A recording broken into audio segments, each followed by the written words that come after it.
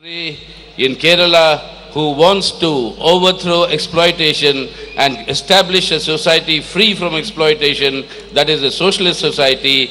This is the political pilgrimage of such people, the revolutionary pilgrimage for that. And to this forum, my red salute and my revolutionary greetings to all of you. Sagakale. കേരളത്തിന്റെ പ്രധാനപ്പെട്ട സാംസ്കാരിക കേന്ദ്രമായിട്ടുള്ള തൃശ്ശൂരിൽ വെച്ചാണ് CPIMന്റെ 22ാമത് സംസ്ഥാന സമ്മേളനത്തിന്റെ ഈ rally നടക്കുന്നത്. ഈ ബഹുജന റാലി നടക്കുന്നതും പൊതുയോഗം നടക്കുന്നതുമായ ഈ മൈതാനം എല്ലാ വർഷവും പൂരം നടക്കുന്ന മൈതാനമാണ്. സാംസ്കാരികവും അതുപോലെ തന്നെ ഭൗതികവുമായിട്ടുള്ള മതപരവുമായിട്ടുള്ള താല്പര്യങ്ങളുടെ അടിസ്ഥാനത്തിൽ ആയിരക്കണക്കിന് ആളുകൾ ഒത്തുചേരുന്ന ഈ മൈതാനത്ത് ഇന്ന് ഈ ജനലക്ഷങ്ങൾ ഒത്തുചേർന്നിരിക്കുന്നത് ഒരു രാഷ്ട്രീയ പൂരത്തിന്റെ ഭാഗമായിക്കൊണ്ടാണ്. അത് CPIMന്റെ സംസ്ഥാന സമ്മേളനമാണ്. ഇവിടെ ഒത്തുചേരുന്ന ആളുകൾ മതപരമായിട്ടുള്ള തീർത്ഥാടനത്തിന്റെ ഭാഗമായിട്ടാണ് പൂരത്തിൽ വരുന്നതെങ്കിൽ ഇന്ന് ഒത്തുചേർന്നിരിക്കുന്ന ആളുകൾ വിപ്ലവകരമായ തീർത്ഥാടനം, മനുഷ്യനെ വിമോചനത്തിലേക്ക് നയിക്കുന്ന ചൂഷണത്തിൽ നിന്ന് വിമുക്തമായ ചൂഷണരഹിതമായ സോഷ്യലിസത്തിന് വേണ്ടിയുള്ള വിപ്ലവകരമായ തീർത്ഥാടനത്തിലാണ് ലക്ഷങ്ങൾ ഇവിടെ ഒത്തുചേർന്നിരിക്കുന്നത്. ഈ രാഷ്ട്രീയ പൂരത്തിൽ വിപ്ലവകരമായ ദൗത്യം നിർവഹിക്കാൻ എത്തിച്ചേർന്നിട്ടുള്ള ജനലക്ഷങ്ങളെ ഞാൻ അഭിവാദ്യം ചെയ്യുന്നു, ലാൽ സലാം അർപ്പിക്കുന്നു. The Kerala unit of the CPIM and the Kerala people who have supported the CPIM, continue to support the CPIM, are an important contingent of the revolutionary forces in our country. All of us who are seeking to transform our country into a socialist, non-exploitative society. At the beginning of this conference, the flames have reached Thrissur from 577 places, from where there were martyrs in this revolutionary cause who laid down their lives in the struggle of the communists for a social change and for an exploitation-free society.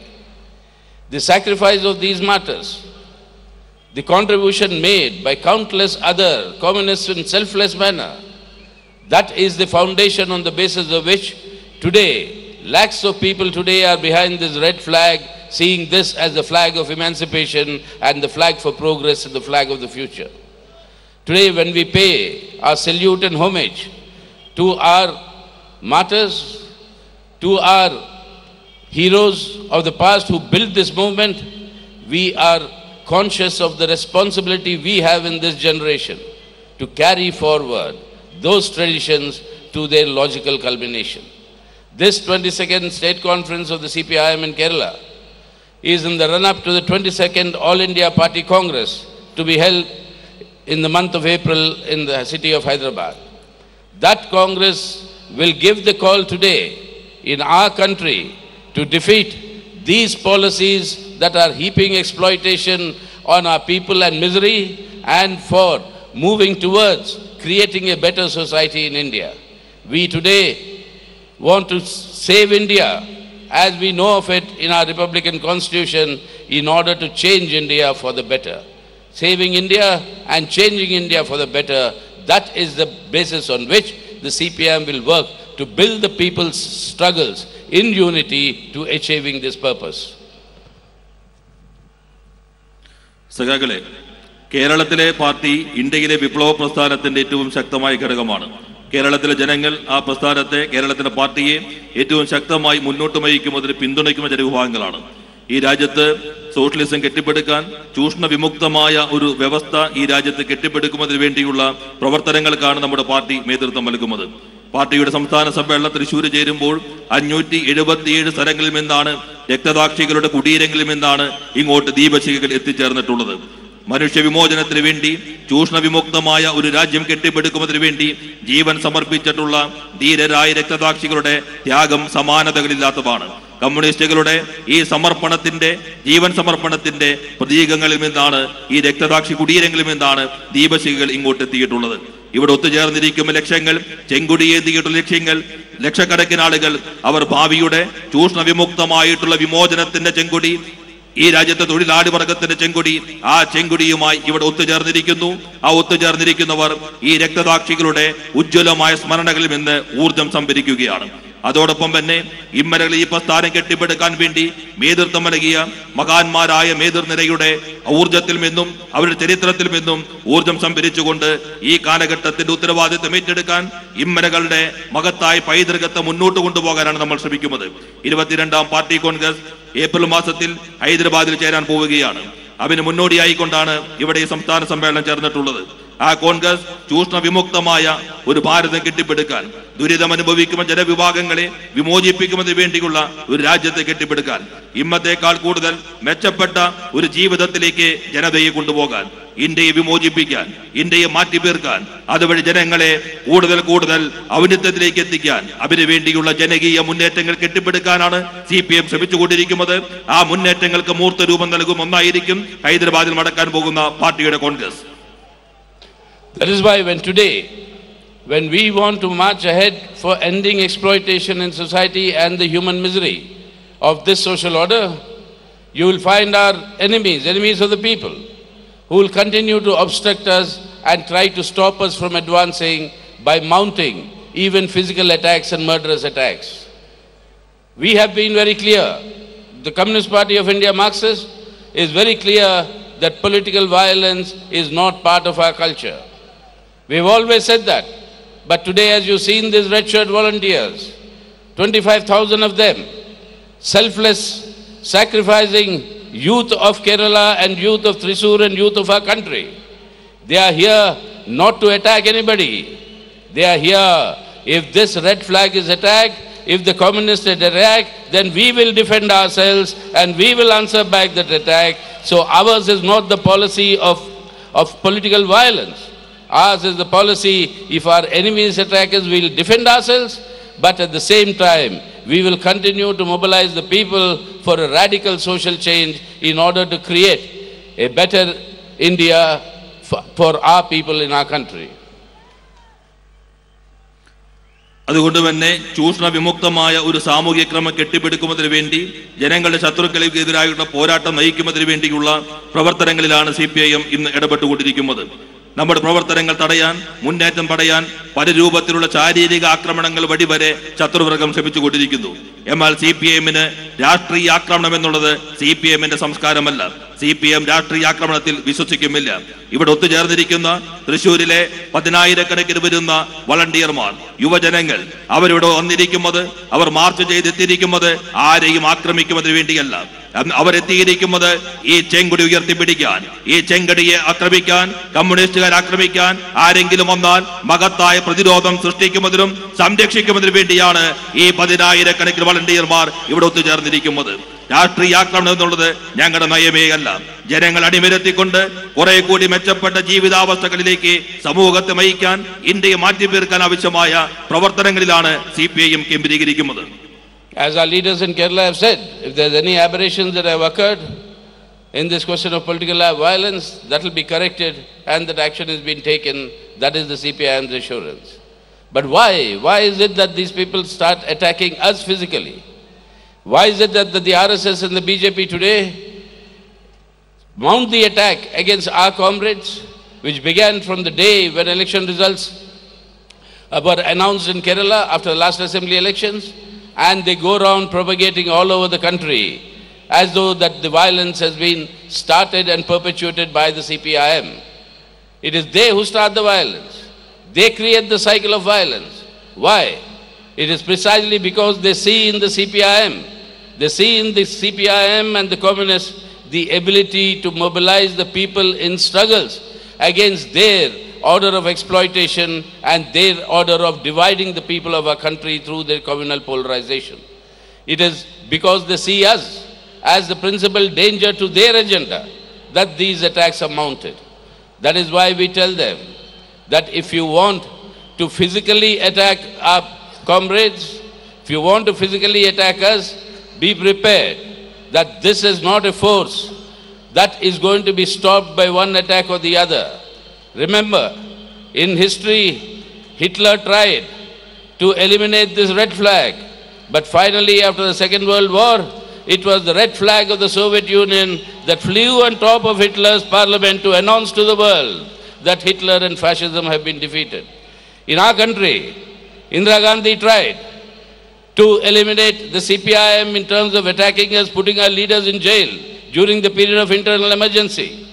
But as soon as the people defeated internal emergency in 1977, in Bengal, in Tripura and in Kerala, it is the governments of this red flag that were elected by the people of all these three states, and the communists emerged as the single largest, the main opposition party in the country.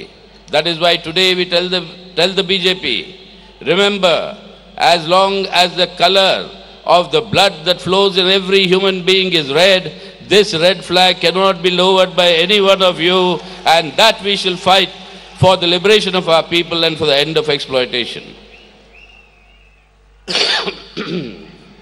എന്നാൽ ഏതെങ്കിലും തരത്തിലുള്ള പാളിച്ചകൾ ആരുടെയും ഭാഗത്തുണ്ടായിട്ടുണ്ടെങ്കിൽ അത് തിരുത്തുന്നതിനാവശ്യമായ നടപടികൾ party സ്വീകരിക്കും എന്ന് ഉറപ്പു നൽകാൻ ഈ സന്ദർഭം ഞാൻ വിനിയോഗിക്കുന്നു. എന്നാൽ എന്തുകൊണ്ടാണ് ഞങ്ങൾ ആക്രമിക്കുന്നത്? RSS BJP എന്തുകൊണ്ടാണ് കേരളത്തിലെ CPIM-നെ കേന്ദ്രീകരിക്കുന്നത്? കഴിഞ്ഞ നിയമസഭാ തെരഞ്ഞെടുപ്പ് കഴിഞ്ഞ ഉടൻ തന്നെ CPIM-നെതിരായി ആക്രമണവും കൊലപാതകത്തിനും എന്തുകൊണ്ട് RSS BJP നേതൃത്വം നൽകി? അതോടൊപ്പം തന്നെ രാജ്യവ്യാപകമായി പ്രചണ്ഡമായ പ്രചാരവേലകൾ CPIM അക്രമകാരികളാണ് എന്ന രൂപത്തിൽ നടത്തുന്നതിന് കാരണം എന്താണ്? അതിന് കാരണം അവർ മുഖ്യ ശത്രുക്കളായി CPIM-നെ കാണുന്നു. CPIM-ന് കരുത്തുണ്ട്. ജനങ്ങളെ പോരാട്ടത്തിന്റെ വീതികളിൽ അണിനിരത്തുന്നതിനുള്ള കരുത്ത് CPIM-നുള്ളത് കൊണ്ടാണ് BJP-യും RSS-ഉം CPIM-നെതിരെ ആയുധങ്ങൾ തിരിച്ചു വയ്ക്കുന്നത്. അവർ വിഭജനത്തിന്റെയും രാഷ്ട്രീയം ഉയർത്തിക്കൊണ്ട് വർഗീയ ധ്രുവീകരണത്തിന് ശ്രമിക്കുന്നു. പ്രധാനപ്പെട്ട ശത്രുവായി CPIM-നെ മാറ്റുന്നു. ശാരീരികമായി ആക്രമിക്കാൻ ശ്രമിക്കുന്നു. എന്നാൽ ഞങ്ങൾ ഒരു കാര്യം നിങ്ങൾ ഓർമ്മിപ്പിക്കാൻ ആഗ്രഹിക്കുന്നു. ഒരു ആക്രമണം കൊണ്ടോ ഒന്നിലധികം ആക്രമണങ്ങൾ കൊണ്ടോ നിങ്ങൾക്ക് ഇല്ലാതാക്കാൻ കഴിയുന്ന പ്രസ്ഥാനമല്ല കമ്മ്യൂണിസ്റ്റ് പാർട്ടി ഓഫ് ഇന്ത്യ മാർക്സിസമുള്ളത് ഞങ്ങൾ ഓർമ്മിപ്പിക്കാൻ ആഗ്രഹിക്കുന്നു. ചരിത്രത്തിൽ നിന്ന് പാഠങ്ങൾ ഉൾക്കൊള്ളണം. നമുക്കറിയാം, ഹിറ്റ്ലർ ലോകത്തിനെ ഫാസിസത്തിന്റെ ആധിപത്യത്തിലേക്ക് കൊണ്ടുപോകാൻ ശ്രമിക്കുകയും ചെങ്കൊടിയെ തകർക്കാൻ ശ്രമിക്കുകയും ചെയ്ത ഹിറ്റ്ലറുടെ അനുഭവം നമ്മുടെ മുൻപിലുണ്ട്. രണ്ടാം ലോക മഹായുദ്ധത്തിന്റെ അവസാനത്തിൽ സോവിയറ്റ് യൂണിയന്റെ ചെങ്കൊടി ജർമ്മനിയുടെ പാർലമെന്റിന് മുകളിലേക്ക് ഉയർന്നപ്പോഴാണ് ഫാസിസത്തിന്റെയും ഹിറ്റ്ലറുടെയും പരാജയം ഉറപ്പാക്കിയെന്നുള്ള ചരിത്രത്തിൽ നിന്ന് നിങ്ങൾ പാഠം ഉൾക്കൊള്ളണം. ഇന്ത്യക്കകത്തും ഈ ചെങ്കൊടിയുടെ പ്രസ്ഥാനത്തെ പരാജയപ്പെടുത്താൻ ഇന്ദിരാഗാന്ധിയുടെ നേതൃത്വത്തിൽ കോൺഗ്രസ് ശ്രമിച്ച അനുഭവമുണ്ട്. ആഭ്യന്തരമായ അടിയന്തരാവസ്ഥയുടെ ഘട്ടത്തിൽ ഈ പ്രസ്ഥാനത്തെ തകർക്കാൻ കോൺഗ്രസ് ശ്രമിച്ചു. 1977 അടിയന്തരാവസ്ഥ പിൻവലിക്കപ്പെട്ടു. അതിനുശേഷമുള്ള തെരഞ്ഞെടുപ്പുകളിൽ ബംഗാളിലും ത്രിപുരയിലും ഉൾപ്പെടെ ചെങ്കൊടിയുടെ പ്രസ്ഥാനം വലിയ വിജയം കൈവരിച്ചു. ഇന്ത്യയിലെ ഏറ്റവും വലിയ പ്രതിപക്ഷ പാർട്ടിയായി കമ്മ്യൂണിസ്റ്റ് പ്രസ്ഥാനം മാറിയ ചരിത്രവും നിങ്ങൾ ഓർക്കും നന്നായിരിക്കും. BJP ചരിത്രത്തിൽ നിന്ന് പാഠം പഠിക്കണം. എല്ലാ മനുഷ്യരുടെയും ശരീരത്തിന്റെ സിരകളിലൂടെ ഒഴുകുന്ന രക്തത്തിന്റെ നിറം ചുവപ്പാണ്. ആ ചുവപ്പിന്റെ ഈ പതാക വിമോചനത്തിന്റെ പതാകയാണ്. ആ പതാകയെ താഴ്ത്തിക്കെട്ടാൻ, ഇല്ലാതാക്കാൻ നിങ്ങൾക്ക് കഴിയുകയില്ല. That is why today we see this, the defeat of this BJP RSS government today at the center and its policies is absolutely imperative for us to move towards the direction of creating a better India and creating a better society, and finally the march towards socialism. Why do we say that? And when we say that, before I come to why do we say that, when we say that, you have a lot of speculation that comes up in the media saying that there's so much of differences within the CPIM, that there's different groups, different leaders, etc. The media and the other political parties in our country do not understand that in the CPIM, inner party discussion and inner party democracy is the strength of our party. Whatever be the different opinions, we discuss it collectively, and on the basis of that, we come to a collective decision, and that is our party's internal strength, and that is not representing any differences or the other. But the media, they have their democratic right. They can interpret it the way they want, but I want all of you to understand that there is absolutely no difference in the CPIM. As they united as one man, the CPIM all over the country today seeks as its primary objective is to remove this BJP and the communal forces from government today in India in order to save India and create a better India tomorrow. BJP RSS-ന്റെ കേന്ദ്രഭരണത്തെ താഴെ ഇറക്കുന്നതിനും ആ നയങ്ങളെ പരാജയപ്പെടുത്തലുമാണ് ഏറ്റവും പ്രധാനപ്പെട്ട ലക്ഷ്യമായി CPIM കാണുന്നത്. എന്തുകൊണ്ടാണ് ഈ കാര്യങ്ങൾ ഇപ്പോൾ വീണ്ടും ആവർത്തിക്കേണ്ടി വരുന്നതെന്ന് ഞാൻ നേരത്തെ സൂചിപ്പിക്കുകയുണ്ടായി. നമ്മുടെ രാജ്യത്തെ മാധ്യമങ്ങൾ ഈ കാര്യത്തിനകത്ത് CPIM-നകത്ത് വ്യത്യസ്തതകളുണ്ട്, വ്യത്യസ്തമായ ഗ്രൂപ്പുകളുണ്ട്, ഓരോ നേതാക്കന്മാരും വ്യത്യസ്തങ്ങളായ അഭിപ്രായങ്ങൾ പറയുന്നു എന്ന് പ്രചരിപ്പിക്കുന്നുണ്ട്. എന്നാൽ ഈ മാധ്യമങ്ങൾക്കും ബൂർഷ്വാ രാഷ്ട്രീയ പാർട്ടികൾക്കും അപരിചിതമായിട്ടുള്ള ഉൾപാർട്ടി ജനാധിപത്യവും ഉൾപാർട്ടി ചർച്ചയുമുള്ള പാർട്ടിയാണ് communist party of India Marxist. ഈ ഉൾപാർട്ടി ജനാധിപത്യമാണ് ഈ പാർട്ടിയുടെ ശക്തി എന്നുള്ളത്. ഓരോരുത്തരുടെയും അഭിപ്രായങ്ങൾ, വ്യത്യസ്തമായ അഭിപ്രായങ്ങൾ കൂട്ടായ ചർച്ച ചെയ്തുകൊണ്ട് കൂട്ടായ തീരുമാനം എടുക്കുന്ന രീതിയാണ് CPIM പിന്തുടരുന്നത്. മാധ്യമങ്ങൾക്ക് ജനാധിപത്യപരമായ അവകാശമുണ്ട്, അവർക്ക് അവരുടെ വ്യാഖ്യാനങ്ങൾ നിർമ്മിക്കാൻ കഴിയും. പക്ഷെ CPIM ഈ കാര്യത്തിനകത്ത് വ്യത്യസ്തതയില്ല. ചർച്ച ചെയ്തെടുക്കുന്ന തീരുമാനം ഒരൊറ്റ മനുഷ്യരെ പോലെ BJP-യുടെ സർക്കാരിനെ കേന്ദ്രത്തിൽ നിന്ന് താഴെ ഇറക്കുന്നതിന് വേണ്ടിയുള്ള പോരാട്ടം നയിക്കുമെന്നുള്ളതിലാണ് CPIM-ന്റെ ഏകമായ അഭിപ്രായം. ഇക്കാര്യത്തിനകത്ത് പാർട്ടിക്ക് തർക്കമില്ല. But how do we do it? Our Central Committee has adopted the draft political resolution for our party Congress, and there we have said it very clearly. This objective of defeating this RSS-BJP government will be achieved by bringing together the democratic and secular forces, but not having any understanding or electoral alliance with the Congress. Why? Because the Congress represents the same policies, the economic policies, that have created two Indias in the past, that have imposed greater misery on the vast majority of the people and fattened the profits of the small minority of the ruling classes and the Indian and foreign capitalists. We cannot ally with them to defeat the BJP. But at the same time, we have said, at the time of the elections, keeping this understanding in mind, electoral tactics, suitable tactics will be worked out to maximize the pooling of anti-communal votes in our country. So it is on that basis that we are moving forward. And on that, the forthcoming party congress, the party congress that will be held in Hyderabad will resolutely come forward with a concrete program of action of how to move forward on that basis. നമ്മുടെ രാഷ്ട്രീയ പ്രമേയം ലക്ഷ്യം വയ്ക്കുന്നത് ഈ BJP RSS ഭരണ സംവിധാനത്തെ പരാജയപ്പെടുത്തുക എന്നുള്ളതാണ്. അതിനുവേണ്ടി ജനാധിപത്യ മതേതര ശക്തികളെ ഏകോപിപ്പിച്ചുകൊണ്ട് ഈ സർക്കാരിനെ താഴെ ഇറക്കുന്നതിന് വേണ്ടിയുള്ള പ്രവർത്തനമാണ് മുഖ്യമായ ലക്ഷ്യമായി രാഷ്ട്രീയ പ്രമേയം കാണുന്നത്. എന്നാൽ ഒരു കാര്യം എടുത്തു പറയാൻ ഞങ്ങൾ ആഗ്രഹിക്കുന്നു. അങ്ങനെയുള്ള ഒരു പ്രവർത്തനം എന്നുള്ളത് കോൺഗ്രസുമായി ഒരു തരത്തിലുമുള്ള തെരഞ്ഞെടുപ്പ് ധാരണകൾ ഉണ്ടാക്കിക്കൊണ്ടായിരിക്കുകയില്ല BJP-യെ പരാജയപ്പെടുത്താൻ ഞങ്ങൾ ശ്രമിക്കുന്നത്. അതിന് കാരണം നയങ്ങളാണ്. കോൺഗ്രസ് ഈ നയങ്ങൾ ആരംഭിച്ചു. നവ ഉദാരവൽക്കരണ നയം 2 ഇന്ത്യയെ സൃഷ്ടിച്ചു. മഹാഭൂരിപക്ഷം വരുന്ന ദുരിതം അനുഭവിക്കുന്ന ജനവിഭാഗങ്ങളുടെ ഒരു ഇന്ത്യ. മഹാഭൂരിപക്ഷത്തിനും ദുരിതം നൽകുമ്പോൾ മറുവശത്ത് ഒരു ചെറു ന്യൂനപക്ഷത്തിന് ലാഭം മാത്രം ലഭിക്കുന്നു. ഭരണവർഗത്തിന്റെ ഭാഗമായിട്ടുള്ള വിദേശത്തിന്റെയും ആഭ്യന്തരവുമായിട്ടുള്ള മൂലധന ശക്തികൾക്ക് ലാഭം മാത്രം നൽകുന്ന ഒരു ചെറിയ ഇന്ത്യ. ഈ ദുരിതം അനുഭവിക്കുന്ന ഭൂരിപക്ഷ ഇന്ത്യയുടെ താല്പര്യം CPIM ഉയർത്തിപ്പിടിക്കുന്നു. BJP ഇതേ നയങ്ങൾ മുന്നോട്ട് കൊണ്ടുപോകുന്നു. ഈ അടിസ്ഥാന ധാരണയിൽ നിന്നുകൊണ്ട് തെരഞ്ഞെടുപ്പ് എടുക്കുന്ന സന്ദർഭത്തിൽ പരമാവധി വർഗീയ വിരുദ്ധ മതനിരപേക്ഷ വോട്ടുകൾ ഏകോപിപ്പിക്കുന്നതിനാവശ്യമായിട്ടുള്ള സമീപനമായിരിക്കും, അടവ് നയമായിരിക്കും CPIM സ്വീകരിക്കുക. ഹൈദരാബാദിൽ ചേരാൻ പോകുന്ന പാർട്ടി കോൺഗ്രസ് ഇതിന്റെ മൂർത്തമായ പദ്ധതിക്ക്, ഈ രേഖയ്ക്ക് അവസാന രൂപം നൽകും. That is why today, when we make this statement, of course we find the friends in our media, they have a lot of speculation. As I said, it's their democratic right, but it reminds me of a story. It's actually a humorous story, so please take it as a story and not as an actual incident. Once the venerable Pope from the Vatican decided to send a bishop from the Vatican on a goodwill visit to the United States of America. But before the bishop departed, the Holiness the Pope called the bishop and told him that be careful of the media in the USA. They distort everything you say. So therefore try and do not interact with the media or interact very less. The bishop took this advice. He left for New York.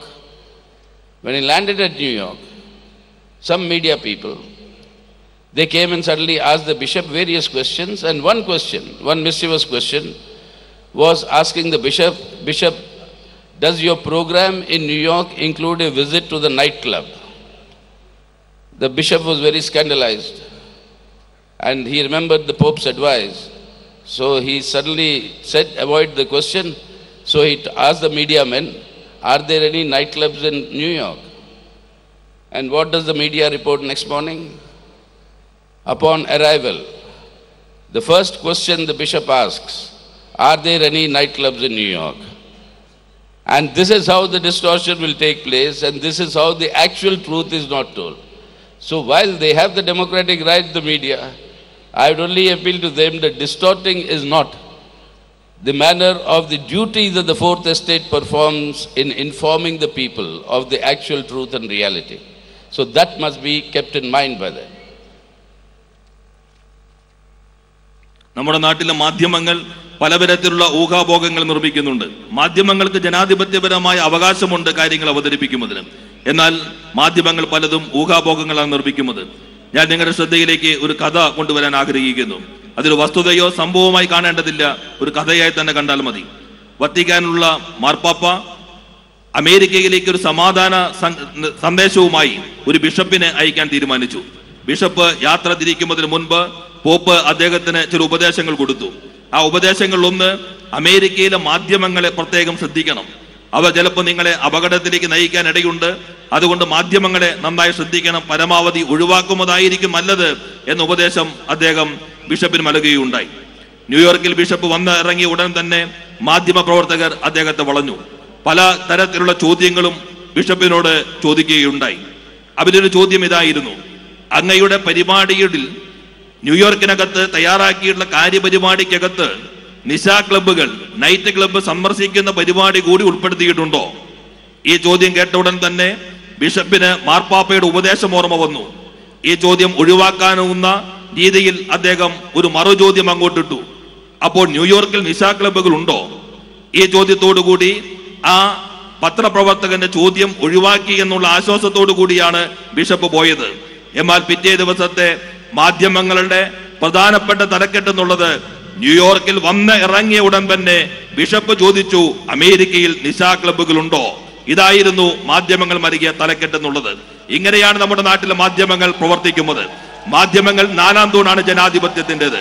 ആ മാധ്യമങ്ങൾക്ക് വസ്തുതകൾ അവതരിപ്പിക്കാൻ അവകാശമുണ്ട്. എന്നാൽ ഇത്തരത്തിലുള്ള തെറ്റായ സന്ദേശം നൽകുകയുമുള്ളത് നാലാം തൂണിന്റെ ഉത്തരവാദിത്തമല്ല.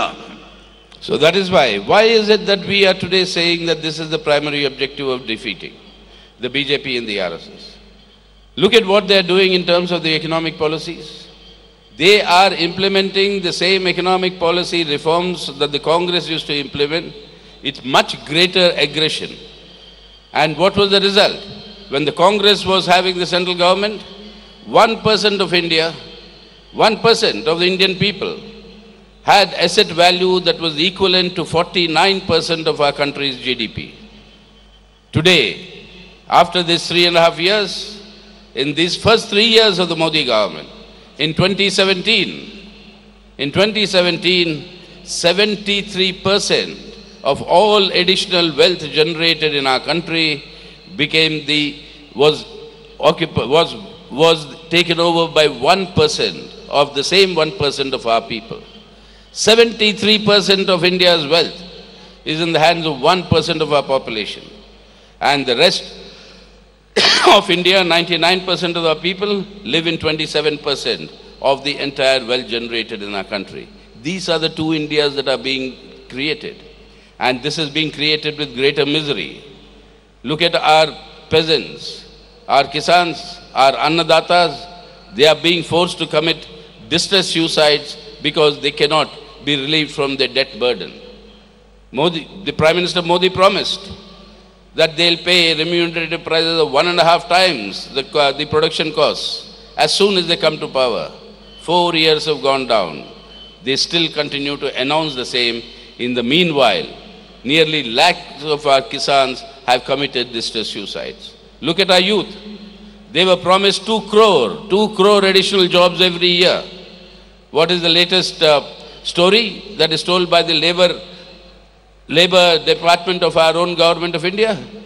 That in this year alone, in 8 major industries which employ employ people in production, there is a job loss of 87,000 jobs have been lost. People have lost their jobs.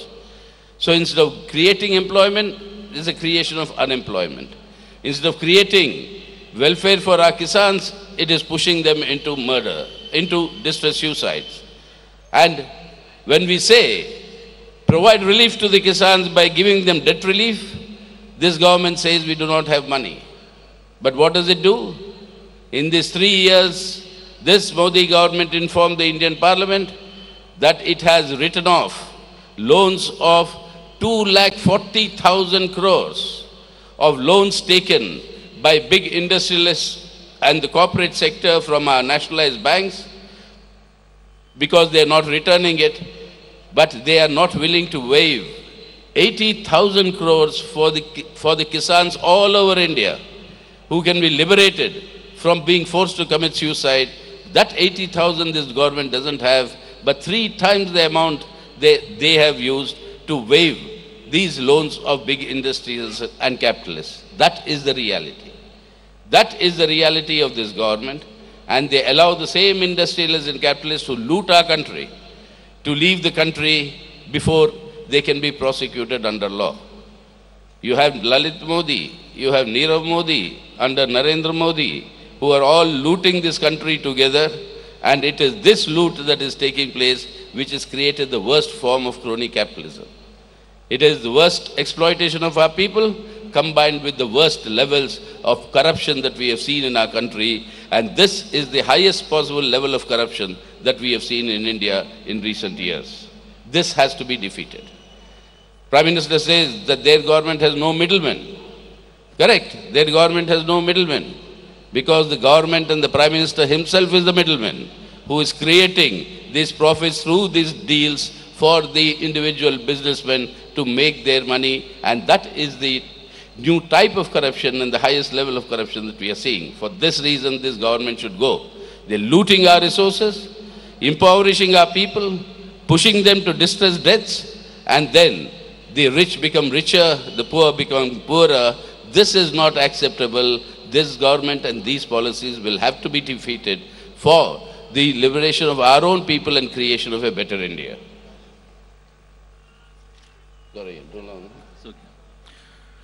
എന്തുകൊണ്ടാണ് ബിജെപിയും ഈ സർക്കാരിനെ പരാജയപ്പെടുത്തുക എന്നുള്ളത് നമ്മുടെ പ്രധാന ലക്ഷ്യമായി മാറുന്നത്? ഈ ഗവൺമെന്റ് പിന്തുടരുന്ന സാമ്പത്തിക നയങ്ങൾ കോൺഗ്രസ് ആരംഭിച്ച സാമ്പത്തിക നയങ്ങളാണ്. ആ നയങ്ങൾ കുറെ കൂടി ആക്രമണോത്സുകമായി മുന്നോട്ട് കൊണ്ടുപോകാൻ നരേന്ദ്രമോദി നയിക്കുന്ന ഈ ഗവൺമെന്റ് ശ്രമിക്കുന്നു. ഈ ഗവൺമെന്റ് അധികാരത്തിൽ വരുന്ന സന്ദർഭത്തിൽ ഇന്ത്യയിലെ ഏറ്റവും ധനികരായ അതിധനികരായിട്ടുള്ള 1% വിഹിതം എന്നുള്ളത് GDP-യുടെ 49%. 3 വർഷക്കാലത്ത് ഭരണം കഴിഞ്ഞപ്പോൾ 2017 കണക്കെടുക്കുകയാണെങ്കിൽ അധികമായി ഉണ്ടായിട്ടുള്ള സമ്പത്ത് ഉൽപാദനത്തിന്റെ 73% ഈ 1% കയ്യിലാണ്. ഈ രാജ്യത്തിന്റെ ഈ സമ്പത്തിന്റെ 73% 1% വരുന്ന അതിസമ്പന്നർ കൈയടക്കുമ്പോൾ ഏറ്റവും ബാക്കിയുള്ള 99% കയ്യിലുള്ളത് കേവലം 27% മാത്രം രാജ്യത്തിന്റെ സമ്പത്താണ് എന്ന് നാം കാണണം. ഇതാണ് 2 ഇന്ത്യയെന്ന് ഞങ്ങൾ പറയുന്നത്. ദുരിതങ്ങൾ അനുഭവിക്കുന്ന മഹാഭൂരിപക്ഷത്തിന്റെ ഇന്ത്യ നാം കാണണം. കർഷകരുടെ ജീവിതാവസ്ഥകൾ നോക്കൂ. മോഡി അധികാരത്തിൽ വരുമ്പോൾ താങ്ങുവില വർദ്ധിപ്പിക്കും, ഉൽപാദന ചെലവിന്റെ 1.5 മടങ്ങ് താങ്ങുവില നൽകും എന്ന് അവരുടെ പ്രകടന പത്രികയ്ക്കകത്ത് പ്രഖ്യാപിച്ചു. എന്നാൽ അത് നടപ്പിലാക്കിയില്ല എന്ന് മാത്രമല്ല, കടക്കണിയിൽപ്പെട്ടിട്ടുള്ള കർഷകർ, ലക്ഷക്കണക്കിന് കർഷകർ ആത്മഹത്യ ചെയ്യാൻ നിർബന്ധിതമായി. തൊഴിലവസരങ്ങളെ കുറിച്ച് മോഡി പ്രഖ്യാപിച്ചു. 1 വർഷം 2 കോടി അധിക തൊഴിലവസരങ്ങൾ സൃഷ്ടിക്കുമെന്ന് BJP പ്രകടന പത്രികയിൽ പറഞ്ഞു. എന്നാൽ യാഥാർത്ഥ്യം തൊഴിലവസരങ്ങൾ സൃഷ്ടിച്ചില്ല എന്ന് മാത്രമല്ല, തൊഴിലില്ലായ്മയാണ് സൃഷ്ടിച്ചുകൊണ്ടിരിക്കുന്നത്. രാജ്യത്തെ കണക്കുകൾ, ഗവൺമെന്റ് പ്രസിദ്ധപ്പെടുത്തിയ കണക്കുകൾ ഇത് വ്യക്തമാക്കുന്നുണ്ട്. ഈ വർഷത്തെ കണക്കനുസരിച്ചുകൊണ്ട് 8 പ്രധാനപ്പെട്ട ഉൽപാദനം നടത്തുന്ന വ്യവസായശാലകൾക്കകത്ത് 1 വർഷത്തിനുള്ളിൽ 87,000 പേർക്കാണ് തൊഴിൽ നഷ്ടപ്പെട്ടത്. തൊഴിലല്ല നരേന്ദ്രമോദിയുടെ ഗവൺമെന്റ് സൃഷ്ടിക്കുന്നത്, തൊഴിലില്ലായ്മയാണ് ഈ ഗവൺമെന്റ് സൃഷ്ടിക്കുന്നത്. കർഷകർ ആത്മഹത്യ ചെയ്യുന്നു, കടാശ്വാസം നൽകാൻ പണമില്ല എന്ന് ഈ ഗവൺമെന്റ് പറയുന്നു. എന്നാൽ പാർലമെന്റിനകത്ത് അവതരിപ്പിച്ച കണക്കിൽ കഴിഞ്ഞ 3 വർഷത്തിനുള്ളിൽ കോർപ്പറേറ്റുകളുടെ വൻകിട കുത്തകകൾ ദേശസാൽകൃതമായ ബാങ്കുകളിൽ നിന്ന് എടുത്ത കടം എഴുതി തള്ളിയത് 2,40,00,000 രൂപയാണ്. എന്നാൽ പാവപ്പെട്ട കർഷകന് കടാശ്വാസം നൽകാൻ 80,000 കോടി രൂപയാണ് ആവശ്യം. ഈ 80,000 കോടി ഇല്ല എന്ന് ഗവൺമെന്റ് പറയുമ്പോൾ അതിന്റെ 3 ഇരട്ടി 2,40,00,000 രൂപ കോർപ്പറേറ്റുകളുടെ കടം എഴുതി തള്ളാൻ അതേ ഗവൺമെന്റ് തന്നെ വിനിയോഗിക്കുന്നു. ഇതാണ് യാഥാർത്ഥ്യം. ഈ വസ്തുതകൾ നമ്മൾ മനസ്സിലാക്കണം. ഈ രാജ്യത്തെ കൊള്ളയടിക്കുകയാണ് ഈ ഗവൺമെന്റ് ചെയ്യുന്നത്. കൊള്ളയടിക്കുന്നവർക്ക് രാജ്യം വിട്ടുപോകുന്നതിന് ആവശ്യമായ എല്ലാ സൗകര്യങ്ങളും ഈ ഗവൺമെന്റ് ഒരുക്കി കൊടുക്കുന്നു. ലീഡിത് മോഡി, നീരവ് മോഡി, നരേന്ദ്ര മോഡി, ഈ മോഡി സഖ്യം ഈ രാജ്യത്തെ കൊള്ളയടിക്കുകയാണ്. ഇത് ചങ്ങാത്ത മുതലാളിത്തമാണ്. കടുത്ത ചൂഷണം ഒരു വശത്ത് ശക്തിപ്പെടുത്തുന്നു, മറുവശത്ത് അഴിമതി വ്യാപകമാക്കുന്നു. സമീപകാലത്ത് ഏറ്റവും വലിയ അഴിമതിക്കാണ് രാജ്യം സാക്ഷ്യം വഹിക്കുന്നത്. പ്രധാനമന്ത്രി പറയുകയുണ്ടായി, ഈ ഗവൺമെന്റിന് ഇടമലക്കാരില്ല എന്നുള്ളത് ശരിയാണ്. കാരണം പ്രധാനമന്ത്രി തന്നെ ഇടമലക്കാരനായി മാറിയിരിക്കുന്നു എന്നതാണ് യാഥാർത്ഥ്യം. വ്യവസായികൾക്ക് കൊള്ളയടിക്കാൻ, അഴിമതി നടത്താനുള്ള സൗകര്യങ്ങൾ ഒരുക്കി കൊടുക്കുന്ന ഇടമലക്കാരനായി പ്രധാനമന്ത്രി മാറിയിരിക്കുന്നു. പുതിയ രീതിയിൽ അഴിമതി ഏറ്റവും ഉയർന്ന അവസ്ഥയിലേക്ക് ഈ രാജ്യത്ത് എത്തിച്ചേർന്നിരിക്കുന്നു. വിഭവങ്ങൾ കൊള്ളയടിക്കുന്നു. മഹാഭൂരിപക്ഷം വരുന്ന ജനങ്ങൾ കടക്കടിയിലേക്ക് എത്തുന്നു. ധനികർ കൂടുതൽ ധനികരായിക്കൊണ്ടിരിക്കുന്നു. ദരിദ്രർ കൂടുതൽ ദരിദ്രരായിക്കൊണ്ടിരിക്കുന്നു. പാപ്പരീകരണം ശക്തിപ്പെടുത്തുന്നു. ഈ നയങ്ങൾ പരാജയപ്പെടുത്തുകയും മാനവ വിമോചനത്തിന് വേണ്ടിയുള്ള പോരാട്ടങ്ങൾ ശക്തിപ്പെടുത്താനും നമുക്ക് കഴിയേണ്ടതുണ്ട്. On the other hand, through this very sharpening of communal polarization, they are actually dividing the social unity of our country. Never before has the hatred against religious minorities been so sharp and so escalated as we find it today. Apart from the days of the partition, when India, after that, we find that hatred growing in such a passionate manner, being provoked and forced to grow in the manner by what the RSS BJP are doing. Private armies function today in all the BJP ruled states. Private armies in the name of cow protection target our Muslim brothers, target our Dalit brothers, and they are murdering them under false allegations and false pretexts. Private armies exist today. In your neighboring Karnataka, there is an army for moral policing. They tell our youngsters, our children, our boys and girls, what they should wear, what they should eat, whom they should be friends with, how they should behave. And if you don't accept what they say, then they physically attack you.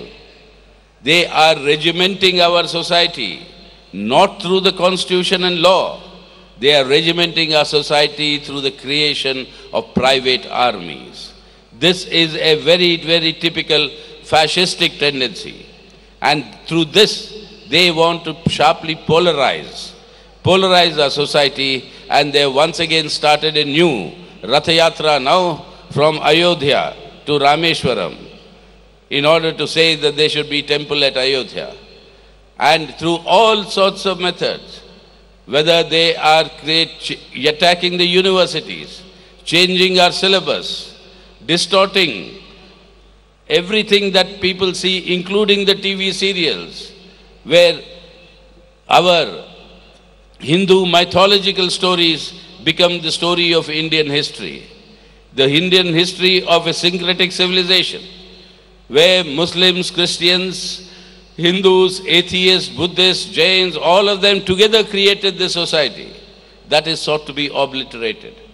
That is why when they target Kerala, they target today, because all over the country, if there is one place which is truly secular in our country today, it is your state of Kerala and all of you who have created this culture. And today many people in Delhi say, if you really want to enjoy different types of food, the only place you can go to is Kerala, because that is the only secular society we have. And that is why Kerala is a target, because this example cannot remain for the RSS and the BJP. This communal polarization, and this is coming also with threats and intimidations. You have the RSS chief who comes to Kerala to hoist the national flag in a school, defying the authorities and official orders. The same RSS chief who publicly says that the RSS volunteers can perform the duties of the Indian Army against our neighboring country in 1 week's time, when the army will take 6 months to do the same operation. One, it's an insult to our armed forces who are heroically guarding our country. It's an insult to our Jawans who are being killed every day, facing the enemy, hostile enemy at our borders. And secondly, to make such claims. If that is true, what the RSS chief is claiming, you must all ask him one question. He moves around inside India, amongst our own people, amongst the Indian people, with a security guard of 60 black cat commandos that accompany him. If his army is enough to replace the Indian army, then why do you want so much security, Mr. RSS chief? You must ask him if that is the case in which, but they use all this to create that sort of a separation, chill between the Hindus and the Muslims, between the Hindus and the Christians, and they openly declare that it is the Muslims, Christians and communists who are the three internal enemies for their effort to subvert the Republican Constitution of India based on secular democracy into the RSS fascistic vision of their Hindu Rashtra. And that is the battle. That is the battle. Do we want our India as we know of it, where we were born on the basis of this Republican Constitution and secular democracy? Or you want this transformation of India into a fascistic Hindu Rashtra of the RSS vision and variety? That is the battle. While economic misery is heaped on one hand, this is the battle on the very identity of us as Indians. And this is the battle for the harmony through which our civilization has advanced, which they want to retard today and take it backwards. That is the battle. That is the battle that the CPIM has joined, and that is the battle for which we are appealing to the Indian people, particularly to the advanced contingent of people in Kerala, to come forward and strengthen so that we can save India today and change India for the better tomorrow.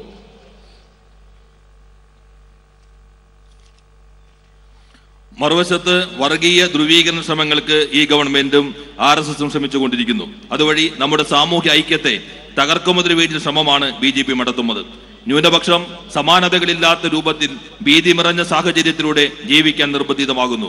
ഒരുപക്ഷെ വിഭജന കാലത്തിന് ശേഷം ഇതുപോലെ ഒരു ഭീതി നിറഞ്ഞ സാഹചര്യത്തിലൂടെ ഭയം നിറഞ്ഞ അവസ്ഥയിലൂടെ ജീവിക്കാൻ ഇന്ത്യക്കകത്ത് ന്യൂനപക്ഷം നിർബന്ധിതമായിട്ടില്ല. RSS തുടർച്ചയായ പ്രകോപനങ്ങൾ സൃഷ്ടിച്ചുകൊണ്ടിരിക്കുന്നു. RSSും BJPയും സ്വകാര്യ സേനകളിലൂടെ ഈ രാജ്യത്ത് അവരുടെ ക്രമം നടപ്പിലാക്കാനാണ് ശ്രമിക്കുന്നത്. BJP ഭരിക്കുന്ന എല്ലാ സംസ്ഥാനങ്ങൾക്കകത്തും അവർ ഇത്തരത്തിലുള്ള സ്വകാര്യ സേനകൾ സൃഷ്ടിക്കുന്നു. ആ സ്വകാര്യ സേനകൾ നമ്മുടെ മുസ്ലിം സഹോദരന്മാരെ ആക്രമിക്കുന്നു, കൊലപ്പെടുത്തുന്നു. ആ സ്വകാര്യ സേനകൾ നമ്മുടെ ദളിത് സഹോദരന്മാരെ ആക്രമിക്കുന്നു, കൊലപ്പെടുത്തുന്നു. നിർമ്മിതമായിട്ടുള്ള ആക്ഷേപങ്ങളും അതുപോലെ തന്നെ ഊഹാപോഹങ്ങളും ആരോപണങ്ങളും കെട്ടിച്ചമച്ചുകൊണ്ട് അവർ ഇത്തരത്തിലുള്ള കൊലപാതകത്തിന് ആവശ്യമായ പരിസരം സൃഷ്ടിക്കുന്നു. കർണാടകയിൽ സദാചാര പോലീസായി ഇതുപോലെ സ്വകാര്യ സേന പ്രവർത്തിക്കുന്നു. നമ്മുടെ കുട്ടികൾ, നമ്മുടെ ചെറുപ്പക്കാർ ഏത് വസ്ത്രം ധരിക്കണം, ഏത് ഭക്ഷണം കഴിക്കണം, ഏത് തരത്തിൽ ആരുമായി സൗഹാർദ്ദമുണ്ടാകണം, ആരെ പ്രണയിക്കണം എന്നിങ്ങനെയുള്ള എല്ലാ കാര്യങ്ങളും ഈ സദാചാര പോലീസ് തീരുമാനിക്കുന്ന അവസ്ഥയിലേക്ക് എത്തുന്നു. അവരവർ അംഗീകരിക്കുമില്ലെങ്കിൽ, വിധേയമാകുമില്ലെങ്കിൽ അവർ ആക്രമണത്തിന് വിധേയമാകുന്നു. ഈ രാജ്യത്തിന് ഭരണഘടനയുണ്ട്, ഈ രാജ്യത്ത് നിയമവ്യവസ്ഥയുണ്ട്. ആ ഭരണഘടനയും നിയമവ്യവസ്ഥയ്ക്കും അനുസരിച്ചു കൊണ്ടല്ല സ്വകാര്യ സേനകൾ വഴി തങ്ങളുടെ ഫാസിസ്റ്റ് പ്രവണതകൾ സമൂഹത്തിന്റെ മേൽ അടിച്ചേൽപ്പിക്കുന്നതിന് വേണ്ടി BJP RSS ശ്രമിച്ചുകൊണ്ടിരിക്കുന്നു. വർഗീയ ധ്രുവീകരണത്തിന്റെ പരിസരമാണ് ഇതുവഴി അവർ സൃഷ്ടിക്കാൻ ശ്രമിച്ചുകൊണ്ടിരിക്കുന്നത്. പുതിയ രഥയാത്ര BJP പ്രഖ്യാപിക്കുന്നു. അയോധ്യയിൽ നിന്ന് രാമേശ്വരത്തിലേക്കുള്ള രഥയാത്ര. ക്ഷേത്രം അയോധ്യയിൽ പണിയുന്നതിനാവശ്യമായ പ്രചാരവേലയും വൈകാരികമായ അന്തരീക്ഷവും സൃഷ്ടിക്കുന്നതിന് വേണ്ടിയാണ് ഈ രഥയാത്ര BJP ഉദ്ദേശിക്കുന്നത്. നമ്മുടെ സർവകലാശാലകൾ അവർ അട്ടിമറിക്കുന്നു. സിലബസുകൾ വർഗീയ കാവ്യവൽക്കരണത്തിന് വിധേയമാക്കുന്നു. TV സീരിയലുകൾ പോലും ആ രൂപത്തിൽ അവർക്കാവശ്യമായ ഒരു പൊതുബോധം നിർമ്മിക്കുന്നതിന് വേണ്ടി ഉപയോഗിക്കുന്നു. ഹിന്ദു മിത്തോളജി ഇന്ത്യയുടെ ചരിത്രമാണ് എന്ന് പ്രചരിപ്പിക്കുന്നു. ഈ രാജ്യത്തിന് നാഗരികമായ സംസ്കാരത്തിന്റെ സമ്പന്നമായ ചരിത്രമുണ്ട്. ആ ചരിത്രം എന്നുള്ളത് ഹിന്ദുവും മുസ്ലിമും ക്രിസ്ത്യാനിയും ബുദ്ധമതക്കാരും എല്ലാവരും ചേരുന്ന, ഒന്നിച്ചു ചേർന്ന് സൃഷ്ടിച്ചിട്ടുള്ള ഒരു സംസ്കാരമാണ്. ആ ചരിത്രമാണ് ഇന്ത്യയുടെ ചരിത്രം എന്നുള്ളത്. ആ ചരിത്രത്തെയാണ് ഇപ്പോൾ ഹിന്ദുത്വ താല്പര്യങ്ങളുടെ ഭാഗമായി അട്ടിമറിക്കാൻ ശ്രമിക്കുന്നത്. എന്തുകൊണ്ടാണ് കേരളം ലക്ഷ്യം വയ്ക്കുന്നത്? ഇന്ത്യക്കകത്ത് ഇന്ന് മതനിരപേക്ഷത നിലനിൽക്കുന്ന ഒരൊറ്റ ഉദാഹരണമായി, മതനിരപേക്ഷതയുടെ ജീവനുള്ള പ്രതീകമായി ഇന്ന് ഈ സംസ്ഥാനം കേരളം നിൽക്കുന്നു എന്ന് കാണേണ്ടതുണ്ട്. അതുകൊണ്ടാണ് അവർ കേരളത്തെ ആക്രമിക്കുന്നത്. ഡൽഹിയിൽ ആളുകൾ പറയുന്നുണ്ട്, നിങ്ങൾക്ക് വ്യത്യസ്ത രുചികളുള്ള, വ്യത്യസ്ത രീതിയിലുള്ള ഭക്ഷണം ഈ രാജ്യത്ത് കഴിക്കണമെന്ന് ആഗ്രഹിക്കുന്നുവെങ്കിൽ നിങ്ങൾക്ക് അങ്ങനെ ഭക്ഷണം ലഭിക്കുന്ന ഒരേ ഒരു സ്ഥലം മാത്രമേ ഇന്ന് ഇന്ത്യയിലുള്ളൂ. ആ സ്ഥലം എന്നുള്ളത് ഈ കേരളമാണ്. കേരളം അങ്ങനെയായത് മതനിരപേക്ഷ സംസ്കാരത്തിന്റെ ഭാഗമായി കൊണ്ടാണ്. ഈ മതനിരപേക്ഷതയുടെ ഉദാഹരണത്തെ അവശേഷിക്കുന്ന തുരുത്തിനെ അട്ടിമറിക്കുന്നതിന് വേണ്ടിയാണ് കേരളത്തെ കേന്ദ്രീകരിച്ചുകൊണ്ട് RSS BJPയും പ്രവർത്തിക്കുന്നത്. RSSന്റെ സർസംഘചാലക് കേരളത്തിലേക്ക് വരികയുണ്ടായി. സ്കൂളിനകത്ത് അദ്ദേഹം ദേശീയ പതാക ഉയർത്താൻ എല്ലാ ചട്ടങ്ങളും ലംഘിച്ചുകൊണ്ട് ശ്രമിക്കുകയുണ്ടായി. RSSന്റെ ചീഫ് പരസ്യമായി പറയുകയുണ്ടായി, RSS എന്ന് പറഞ്ഞാൽ നമ്മുടെ സൈന്യത്തെക്കാളും കരുത്തുള്ളതാണ്. ഈ രാജ്യത്തിന്റെ യുദ്ധ സാഹചര്യങ്ങളിൽ സൈന്യത്തിന് 6 മാസം അവനെ തയ്യാറാകുന്നതിന് ആവശ്യമാണെങ്കിൽ RSSന് 1 മാസം 1 ആഴ്ച പോലും ആവശ്യമില്ല എന്ന് RSSന്റെ ചീഫ് പറയുകയുണ്ടായി. അത് ഈ രാജ്യത്തിന്റെ സൈന്യത്തിനെ അപമാനിക്കാനുള്ളതാണ്. നമ്മുടെ രാജ്യത്തെ സൈന്യം ശത്രു രാജ്യങ്ങളുമായി ഏറ്റുമുട്ടിക്കൊണ്ട് അതിർത്തിയിൽ കഠിനമായ ആക്രമണങ്ങൾക്ക് വിധേയമാകുമ്പോൾ ആ സൈന്യത്തെ അപമാനിക്കലാണ് RSSന്റെ ചീഫ് നടത്തിയത്. അദ്ദേഹം ഈ വാദം നടത്തിയ സാഹചര്യത്തിൽ ഞാനൊരു കാര്യം ചോദിക്കട്ടെ. ഇന്ത്യയിലെ സൈന്യത്തെക്കാളും ഏറ്റവും കരുത്തുള്ള ഒരു സംവിധാനം RSSനുണ്ട് എന്നാണല്ലോ താങ്കൾ പറയുന്നത്. എന്നാൽ ഇന്ത്യക്കകത്ത്, വിദേശത്തല്ല, ഈ രാജ്യത്തിനകത്ത് ജനങ്ങൾക്കിടയിൽ സഞ്ചരിക്കാൻ എന്തിനാണ് സർക്കാരിന്റെ 60 ബ്ലാക്ക് കാറ്റുകളെ ആശ്രയിക്കാൻ RSS ചീഫ് നിർബന്ധിതമാകുന്നത്? ഈ ചോദ്യത്തിന് ഉത്തരം പറയാൻ തയ്യാറാകേണ്ടതുണ്ട്. വിഭജനത്തിന് ആവശ്യമായ പരിസരം സൃഷ്ടിക്കാൻ, ഹിന്ദു മുസ്ലിം വിഭജനം സൃഷ്ടിക്കാൻ അവർ ശ്രമിക്കുന്നു. ഈ രാജ്യത്തിന് 3 ആഭ്യന്തര ശത്രുക്കളുണ്ട് എന്ന് RSS പ്രഖ്യാപിക്കുന്നു. അത് മുസ്ലിമുകളാണ്, അത് ക്രിസ്ത്യാനികളാണ്, അത് കമ്മ്യൂണിസ്റ്റുകാരാണ്. ആ പ്രഖ്യാപനത്തിൽ ഇവർ ഉന്മൂലനം ചെയ്യാൻ ശ്രമിക്കുന്നു. ഈ രാജ്യത്തിന്റെ റിപ്പബ്ലിക്കൻ ഭരണഘടനയുണ്ട്. ആ ഭരണഘടന മതനിരപേക്ഷതയിൽ അടിത്തറയുള്ള ഭരണഘടനയാണ്. ആ ഭരണഘടന അട്ടിമറിക്കാൻ ശ്രമിക്കുന്നു. RSSന്റെ ഫാസിസ്റ്റ് താല്പര്യങ്ങൾക്കനുസൃതമായ ഹിന്ദു രാഷ്ട്രക്രമം സൃഷ്ടിക്കുന്നതിന് വേണ്ടി ഇന്ത്യയുടെ ഭരണഘടനയെ ഇല്ലാതാക്കുന്നതിന് വേണ്ടി RSS ശ്രമിക്കുന്നു. ഇവരെതിരായ പോരാട്ടമാണ് ഈ കാലം ആവശ്യപ്പെടുന്ന പോരാട്ടം എന്നുള്ളത്. നമ്മുടെ റിപ്പബ്ലിക് മതനിരപേക്ഷ റിപ്പബ്ലിക്കായി തുടരണം. അതാണ് നമ്മുടെ രാജ്യത്തിന്റെ നിലനിൽപ്പിന്റെ നട്ടല്ലേ എന്നുള്ളത്. അത് സംരക്ഷിക്കാൻ നമുക്ക് പോരാടേണ്ടതുണ്ട്. അവനെ ഹിന്ദു രാഷ്ട്രത്തിലേക്ക് പരിവർത്തനപ്പെടുത്താനുള്ള RSSന്റെ ഫാസിസ്റ്റ് ശ്രമങ്ങളെ നമ്മൾ പ്രതിരോധിക്കേണ്ടതുണ്ട്. സാമ്പത്തികമയം ജനങ്ങളെയാകെ ദുരിതത്തിലേക്ക് വലിച്ചഴിക്കുന്നു. ഈ രൂപത്തിലുള്ള പ്രവണതകൾ ജനതയുടെ അസ്തിത്വത്തെ ഇല്ലാതാക്കുന്നു. ഇതിനെതിരെയുള്ള പോരാട്ടത്തിൽ നാം കേന്ദ്രീകരിക്കണം. CPIM ഈ പോരാട്ടത്തെ മുന്നോട്ട് കൊണ്ടുപോകുന്നു. ഇന്ത്യൻ ജനത ഞങ്ങൾ അഭ്യർത്ഥിക്കുന്നത്, പ്രത്യേകിച്ചും കേരളത്തിലെ മുന്നോക്കം നിൽക്കുന്ന ജനവിഭാഗങ്ങളെ, സാംസ്കാരികവും രാഷ്ട്രീയവുമായി മുന്നോക്കം നിൽക്കുന്ന ജനവിഭാഗങ്ങളോട് ഞങ്ങൾ അഭ്യർത്ഥിക്കുന്നു. ഈ പോരാട്ടമാണ് നമ്മൾ മുന്നോട്ട് കൊണ്ടുപോകേണ്ടത്. നല്ല ഇന്ത്യ സൃഷ്ടിക്കാൻ, ഇന്ത്യയെ മാറ്റി തീർക്കാൻ, ജനങ്ങളുടെ ജീവിത നിലവാരം ഉയർത്താൻ ഈ പോരാട്ടം നാം ഏറ്റെടുക്കേണ്ടതുണ്ട്. That's why, in addition to this, every single institution of under our constitution is under attack. It has even now today reached the Supreme Court. What the censor board decides, whether to show a film or not, on that the BJP's private armies create a law and order situation in order to not allow that film being shown. That film Padmavat. Whether it is the election commission, we've seen how that is sought to be manipulated during the Gujarat elections. Now matters have reached the Supreme Court of India, where 4 senior-most judges have talked about pressures on the Supreme Court in order to distort the process of delivery of justice. And the Prime Minister refuses to answer. Who are the capitalists or the corporates for whom these loan waivers were announced in the Parliament? Who is the list? They do not provide. Ask the Prime Minister who accompanies him in the plane, the Prime Minister's plane, when he travels abroad, at the expense of Indian people's money, at the expense of the money that we pay through our taxes to the government. Who are these people whom he carries? That is not made public. All these are secrets, because it is through them this new type of corruption and money making is done. And when we ask them to institute an inquiry into all these charges of corruption, not one of them is inquired into. But every single institution of our constitution is under attack. The constitution itself many claims are being made that they want to change this constitution, and once they come back after winning the next election, they will abandon this constitution and bring in their own constitution suitable for the Hindu Rashtra, is statements that they themselves make. So for all these reasons put together, today, if we want to advance in our struggle. The path that the people of Kerala have shown, that a society which was once described by Swami Vivekananda as the madhouse of caste, that society, from coming from that backwardness of through the visionaries like Sri Narayan Guru, who actually laid the basis for the social equality of all people without any caste, which virtually talked of elimination of the caste system, and that through that process, this equality, that egalitarian society, that progressive thought and thinking that Kerala pioneered, that has today to be carried forward by making sure that this government and these policies are defeated. Otherwise, instead of moving forward, India will move backward. The choice is between the light of the future or the darkness of the past. The RSS BJP represents the darkness of the past. The Communist Party India Marxist and this red flag represents the light of the future. This is the battle, the larger battle that is there in India today, and I would urge all of you to, as in the past, come forward with the determination to give India a new political path and direction in order to achieve this objective of banishing the darkness of the past and moving into the brightness of the future. നമ്മുടെ രാജ്യത്തെ ഭരണഘടനാ സ്ഥാപനങ്ങൾ ഒന്നിനു പുറകൊന്നായി ആക്രമിക്കപ്പെടുന്നു. Supreme കോടതിക്ക് പേരെയുള്ള ആക്രമണം വരുന്നു. ഏത് cinema കാണണം എന്നതിനകത്തും ഭരണകൂടം ഇടപെടുന്നു. പത്മാവത് സിനിമയുടെ ഉദാഹരണം നമ്മുടെ മുന്നിലുണ്ട്.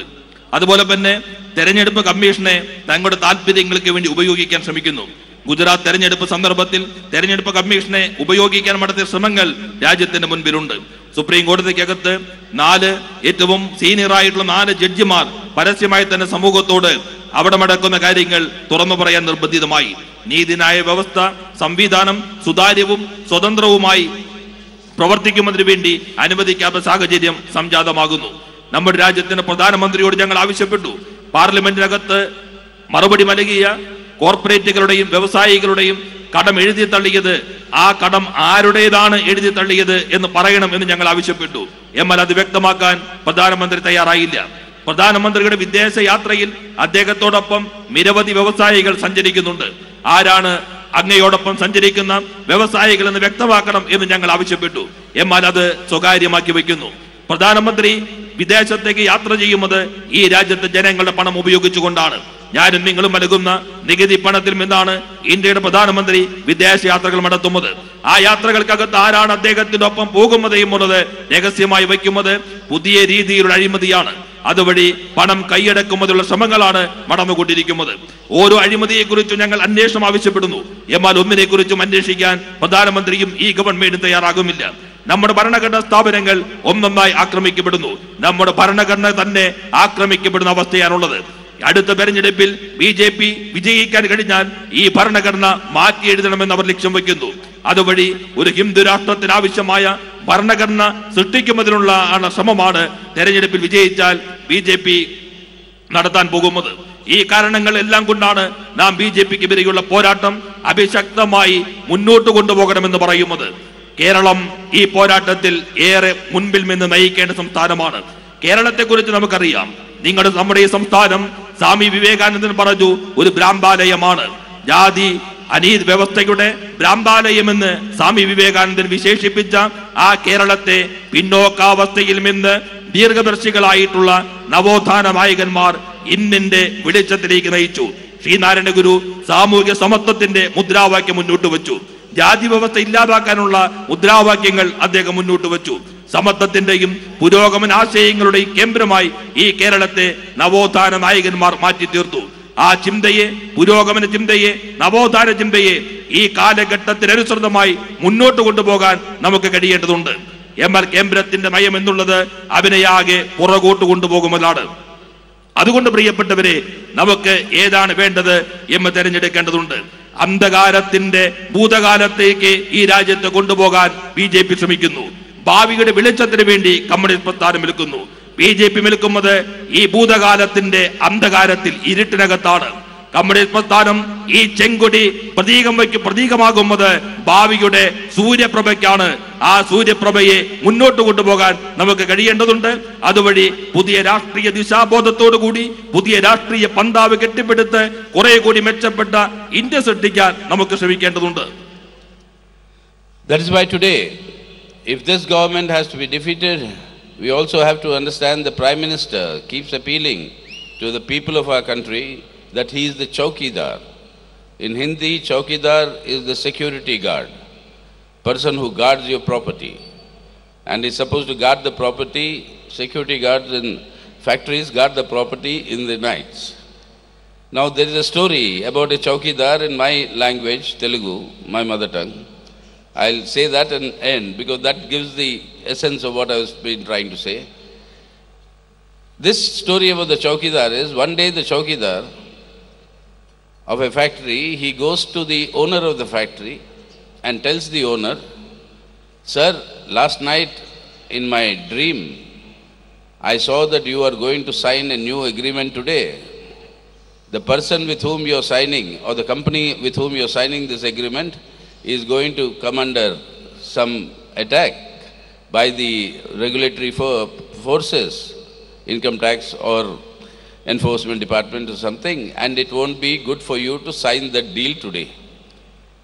The owner thought about it and he said, "Okay, whatever the Chowkidar said, might as well not do it today." He postpones the program.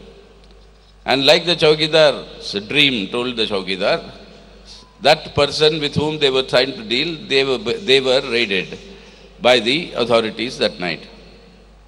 So next day, the Chowkidar goes to the owner and says, "Sir, see, because I told you, you have been saved of a certain dishonor." The owner says, "Right. Because you told me, I decided to postpone the program and therefore my honor has been saved. So therefore, I am giving you a reward of 10,000 rupees. So he gives the Chowkidar 10,000 rupees. And at the same time, he tells the Chowkidar, "From today, your employment is terminated. You are thrown out of your job." So Chowkidar says, "What is this? Because of what I told you, you have gained, but still you are removing me from my job." Then the owner tells the Chowkidar, "Your job as Chowkidar is to protect the property. Your job is not to sleep at night and see dreams. Since you are sleeping at night and seeing dreams, you are not doing the job of a Chowkidar." And therefore he dismisses the Chowkidar. Today, our Prime Minister calls himself the Chowkidar. Whether he sees dreams or not, we don't know, but he sells dreams. He sells dreams. Every day he comes with a new slogan: Digital India, Stand Up India, Startup India, etc., etc. Every day some new slogan he comes up with. He sells dreams to the people when actually nothing ever happens. In the story, because of the Chowkidar's dream, at least the owner gained something. Our Chowkidar, as the Prime Minister calls himself, because of his dreams, we are not gaining anything, but we are actually losing something. So like the story, the owner dismissed the Chowkidar for not doing his basic job. We should tell the Indian Prime Minister, "You call yourself the Chowkidar. You are appointed as the Chowkidar by the Indian people. The Indian people are the owners of this Chowkidar. If Chowkidar is not doing his duty, like in the story, then the owner will dismiss the Chowkidar. And that dismissing of Narendra Modi as the Chowkidar of India, Prime Minister of India, that is what we will have to do in order to save our country today, because we have to defeat these policies.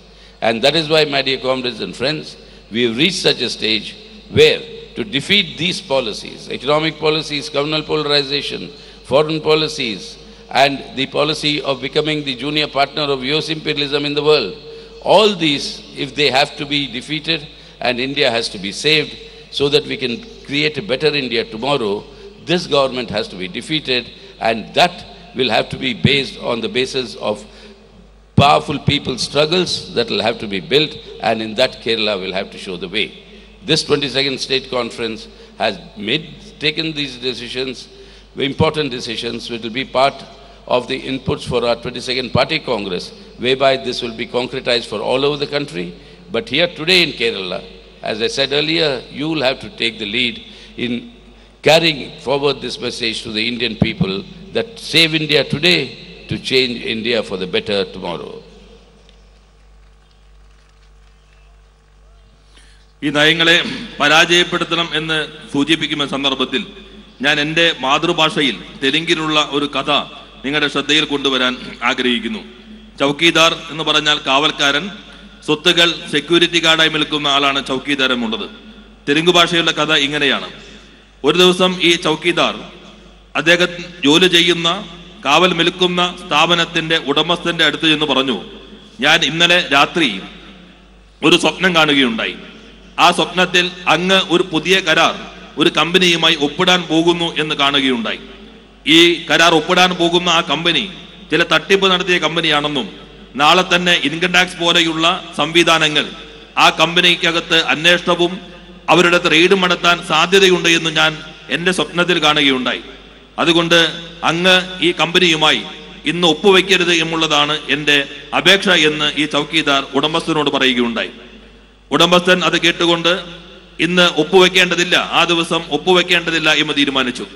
ആ രാത്രി തന്നെ ഈ ചൗക്കീദാർ സ്വപ്നം കണ്ടതുപോലെ തന്നെ ഒപ്പിടാൻ നിശ്ചയിച്ചിരുന്ന കമ്പനിക്കകത്ത് ഈ റെയ്ഡ് മടക്കുകയും ആ കമ്പനി ഉടമസ്ഥൻ ഈ തട്ടിപ്പുകളെല്ലാം പുറത്തേക്ക് വരികയും ചെയ്തു. ആ ചൗക്കീദാരുടെ സ്വപ്നം യാഥാർത്ഥ്യമായി. ഇതിൽ സന്തോഷഭരിതനായ ചൗക്കീദാർ പിറ്റേ ദിവസം ഉടമസ്ഥന്റെ അടുത്തേക്ക് അതിരാവിലെ തന്നെ ചെന്നു. അദ്ദേഹം പറഞ്ഞു, ഞാൻ പറഞ്ഞത് ശരിയായല്ലോ. അപ്പോൾ ഉടമസ്ഥൻ പറഞ്ഞു, നിങ്ങൾ പറഞ്ഞത് വളരെ ശരിയാണ്, നിങ്ങളുടെ സ്വപ്നത്തിൽ കണ്ട കാര്യങ്ങൾ യാഥാർത്ഥ്യമായി, അതുവഴി എനിക്ക് എൻ്റെ പണം നഷ്ടപ്പെട്ടില്ല. ഞാൻ നിങ്ങൾക്ക് 10,000 രൂപ അവാർഡ് നൽകുകയാണ്. ഈ 10,000 രൂപ സന്തോഷത്തോടുകൂടി ഏറ്റുവാങ്ങുന്ന സന്ദർഭത്തിൽ ആ ചൗക്കീദാരോട് ഉടമസ്ഥൻ പറഞ്ഞു, അതോടൊപ്പം ഞാൻ ഇന്ന് നിന്നെ ജോലിയിൽ നിന്നും പിരിച്ചുവിട്ടിരിക്കുന്നു. ചൗക്കീദാർ അപ്പോൾ ചോദിച്ചു, അങ്ങ് എന്തുകൊണ്ടാണ് എന്നെ പിരിച്ചുവിടുന്നത്?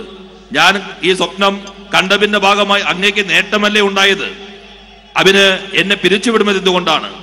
അപ്പോൾ ഉടമസ്ഥൻ പറഞ്ഞു, നീ ചൗക്കീദാരാണ്, നിന്റെ ജോലി എന്നുള്ളത് രാത്രി ഉറങ്ങാനുള്ളതും സ്വപ്നം കാണാനുള്ളതുമല്ല, നിന്റെ ജോലി കാവൽ നിൽക്കാനുള്ളതാണ്. നീ ആ ജോലി നിർവഹിക്കാതെ രാത്രി ഉറങ്ങുകയും സ്വപ്നം കാണുകയും ചെയ്തു. അതുകൊണ്ട് ചൗക്കീദാരെന്ന ജോലിക്ക് നീ അർഹനല്ല, നിന്നെ ഞാൻ ഇതാ പിരിച്ചുവിട്ടിരിക്കുന്നു. ഇന്ത്യയുടെ പ്രധാനമന്ത്രി ഈ രാജ്യത്തിന്റെ കാവൽക്കാരനാണ്. എന്നാൽ അദ്ദേഹം ചെയ്യുന്നത് സ്വപ്നങ്ങൾ വിൽക്കുകയാണ്, സ്വപ്നങ്ങളുടെ വ്യാപാരിയാണ്. പുതിയ സ്വപ്നങ്ങൾ ഓരോ ദിവസവും അദ്ദേഹം പറഞ്ഞുകൊണ്ടിരിക്കുന്നു. ഡിജിറ്റൽ ഇന്ത്യ, സ്റ്റാർട്ടപ്പ്, സ്റ്റാൻഡപ്പ്, ഇങ്ങനെയുള്ള പുതിയ പുതിയ സ്വപ്നങ്ങൾ ഓരോ ദിവസവും പറയുന്നു. ആ സ്വപ്നങ്ങൾ വിൽക്കാൻ ശ്രമിക്കുന്നു. ഈ കഥയിൽ ചൗക്കീദാരുടെ സ്വപ്നം ഏറ്റവും ചുരുങ്ങിയത് യാഥാർത്ഥ്യമാവുകയെങ്കിലും ചെയ്തു. പക്ഷേ ചൗക്കീദാരെന്ന് സ്വയം പറഞ്ഞുകൊണ്ടിരിക്കുന്ന ഇന്ത്യൻ പ്രധാനമന്ത്രി വിൽക്കുന്ന ഒരു സ്വപ്നവും യാഥാർത്ഥ്യമാകുമില്ല. നമുക്കെല്ലാം നഷ്ടപ്പെട്ടുകൊണ്ടിരിക്കുന്നു. അതുകൊണ്ട് പ്രധാനമന്ത്രി തന്നെ സ്വയം പറയുന്നുണ്ട്, ഞാൻ ഈ ചൗക്കീദാരാണ്. ഈ ചൗക്കീദാരോട് ഞങ്ങൾ പറയുന്നു, ഈ സ്ഥാപനം, ഈ രാജ്യം, ഈ രാജ്യത്തിന്റെ ഉടമസ്ഥർ ഇന്ത്യയുടെ ജനങ്ങളാണ്. ഈ കാവൽക്കാരന്റെ ചുമതല നിർവഹിക്കുന്നതിൽ ഇന്ത്യയുടെ പ്രധാനമന്ത്രി പരാജയപ്പെട്ടിരിക്കുന്നു. എങ്ങനെയാണോ ചൗക്കീദാരെ പിരിച്ചുവിട്ടത്, അതേപോലെ തന്നെ ഇന്ത്യയുടെ കാവൽക്കാരനായി നിൽക്കുന്ന ഇന്ത്യയുടെ പ്രധാനമന്ത്രിയെ അധികാരത്തിൽ നിന്ന് താഴെയിറക്കി പിരിച്ചുവിടുക എന്ന ഉത്തരവാദിത്തമാണ് ഇന്ത്യൻ ജനത നിർവഹിക്കാനുള്ളത്. ആ ഉത്തരവാദിത്തം നിർവഹിച്ചുകൊണ്ട് മാത്രമേ ഈ നയങ്ങളിൽ നിന്ന് നമുക്ക് രക്ഷപ്പെടാൻ കഴിയുകയുള്ളൂ.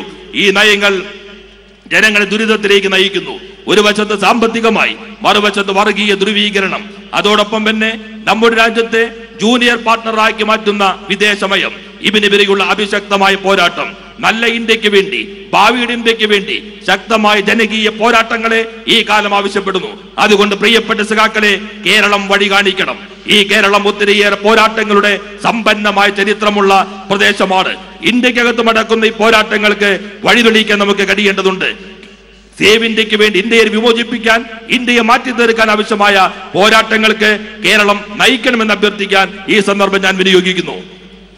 And with the confidence that you will all, the people of Kerala, will once again take the lead in this political situation, to take the country and join with your brothers and sisters elsewhere to save India today in order to change India and create a better India tomorrow.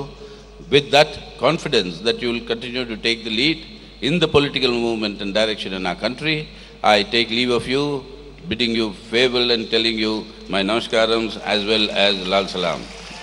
ഈ ആത്മവിശ്വാസത്തോടു കൂടി ഈ രാഷ്ട്രീയ സാഹചര്യത്തിൽ സഹോദരി സഹോദരന്മാരെ, ഇന്ത്യയെ രക്ഷപ്പെടുത്താൻ, ഇന്ത്യയെ മാറ്റി തീർക്കാൻ, നല്ല ഇന്ത്യ കെട്ടിപ്പടുക്കാൻ രാഷ്ട്രീയ പോരാട്ടങ്ങൾ നമുക്ക് നയിക്കാൻ കഴിയുമെന്ന ഉറച്ച ആത്മവിശ്വാസമുണ്ട്. ആത്മവിശ്വാസത്തോടെ നിങ്ങളെ അഭിവാദ്യം ചെയ്യുന്നു. പ്രസംഗം അവസാനിപ്പിക്കുന്നു.